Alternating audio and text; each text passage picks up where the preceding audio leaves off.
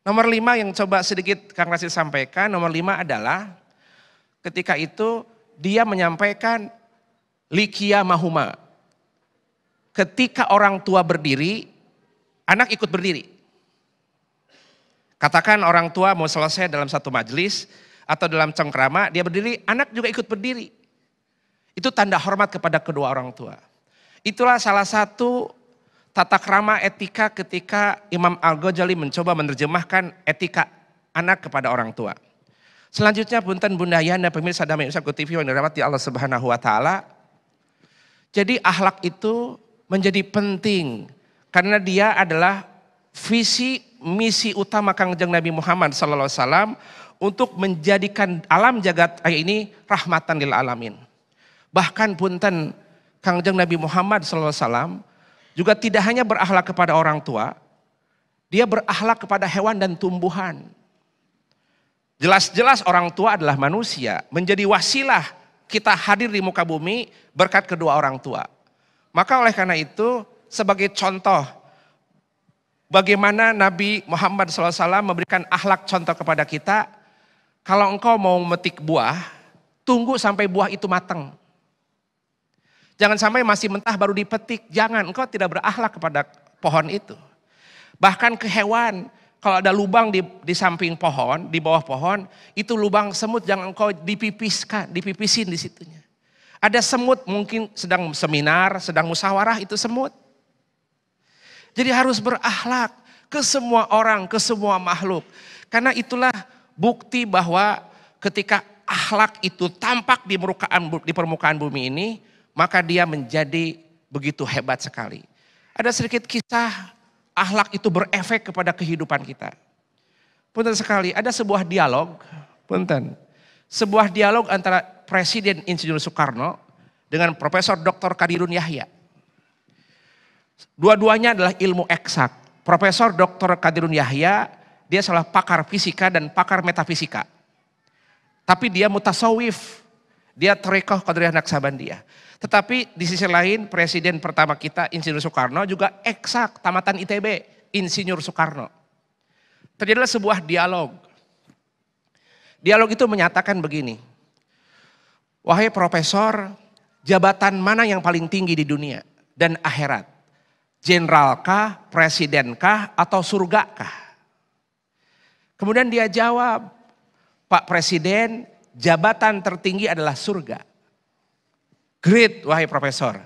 Disusul dengan pertanyaan kedua, Pak Profesor, bagaimana berapa tahunkah untuk bisa jabatan surga itu? Kalau jadi jenderal, berpuluh-puluh tahun.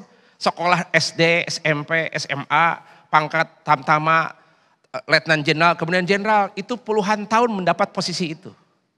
Presiden sama, itu pun kalau terpilih. Presiden, kalau surga dijawab oleh profesor, juga surga pun lama untuk bisa mendapatkan pangkat surga. Itu pun barangkali, kata profesor. Disusul oleh Presiden Soekarno, jadi lama ya mendapatkan jabatan surga. Surga itu ada pada rumahmu. Siapa dia? Orang tuamu. Mari kita pertanyaan ketiga. Tapi wahai profesor, sewaktu saya sekolah di ITB Bandung, saya menemukan para ustadz, para kiai, tausiah dan ceramah, saya menangkap satu hadis. Dan hadis itu muttafaq alaih. Dan cukup viral hingga sekarang hadis itu. Dalam hadis itu dikisahkan ada seorang PSK, wanita tunasusila, dari Bani Israel. Kalau wanita tunasusila itu adalah maksimal maksiatnya. Kemudian ketika dia di suatu kehidupan, di satu momen, lihat anjing kehausan. Cerita ini sudah viral, sudah cukup terkenal dan disampaikan setiap berkali-kali oleh para ustadz dan para kiai. Sampai saking kehausannya itu anjing, lidahnya terjulur ke pasir. Muncullah di hati si PSK tadi iba, melihat suasana anjing. Akhirnya dia minta, kasihan itu anjing. Akhirnya si gadis tadi berjuang mencari air buat ngasih minum anjing yang kehausan. Kemudian ketika ngambil air dikasih ke anjing sampai lepas dahaganya. Anjing pergi. Si gadis tadi, si PS tadi melanjutkan aktivitasnya, baru 10 langkah jatuh dan meninggal. Dikisahkan itu gadis sudah masuk surga. Profesor Insinyur Soekarno tanya kepada profesor, Pak Profesor, kok mudah banget ini gadis masuk surga? Nggak lama tuh. Kok tadi lama sekali ke surga? Ini kenapa si gadis kok bisa langsung ke surga? Cepet nih Profesor. Saya kira pertanyaan ini bisa mewakili anak-anak milenial. Mau tahu jawaban Profesor kepada Pak Soekarno? Akhirnya Pak Soekarno dia tidak langsung jawab.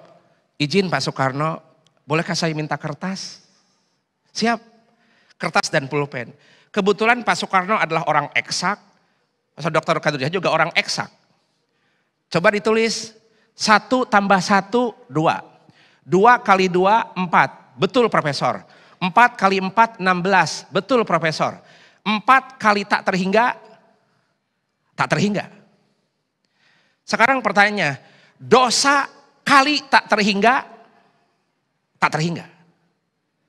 Great Profesor, kata Pak Soekarno. Maksudnya lanjutkan Pak Profesor. Si gadis PSK tadi, dia mengkalikan amalannya kepada yang maha tak terhingga. Ya Allah, ngambil air ini demi makhlukmu anjing. Saya tahu anjing itu adalah najis badannya. Tapi PSK ini najis akhlaknya. Sama-sama najis. Tapi punten, pada satu momen ini si gadis, ya Allah ini makhlukmu, izinkan aku memberikan minum kepada makhlukmu. Jadi perbuatannya dikalikan kepada yang maha tak terhingga. Maka ini gadis dapat pahala yang tak terhingga. Maka pahala yang tak terhingga mentorpedo dosa-dosanya PSK tadi. Maka habis dosanya, fast track ke surga. Kata Profesor, kata Soekarno, great wahai Profesor. Perbuatan apapun kalau dikalikan lillahi ta'ala jadi tak terhingga pahalanya. Begitupun di surga, di rumah kita, ada surga di rumahmu. Menjawab kedua orang tua, kaitkan kepada Allah, ya Allah ini orang tuaku, ya mama. Menjawab orang tua karena Allah tak terhingga pahalanya. Melaksanakan perintah orang tua karena Allah tak terhingga pahalanya. Namun punten, durhaka kepada orang tua itu juga ancamannya tak terhingga. Jadi punten sekali, melalui kisah ini temukan surga di rumahmu, berbaktilah kepada kedua orang tua. Terima kasih, jumpa kami di segmen berikutnya. Damai Nusa Kutipiwan, semoga berkat adanya. La haula wala quwata illa billah. Assalamualaikum warahmatullahi wabarakatuh.